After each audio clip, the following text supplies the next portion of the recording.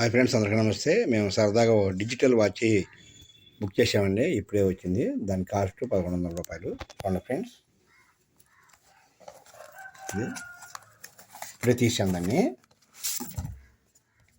చూడటానికి చాలా అందంగా ఉండదు. చూడండి, దీంట్లో మనం ఫోన్ మాట్లాడుకోవచ్చు.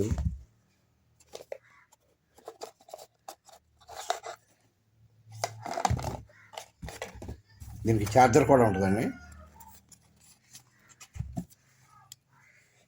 దీన్ని మనం ఛార్జింగ్ కూడా పెట్టుకోవచ్చండి. ఈ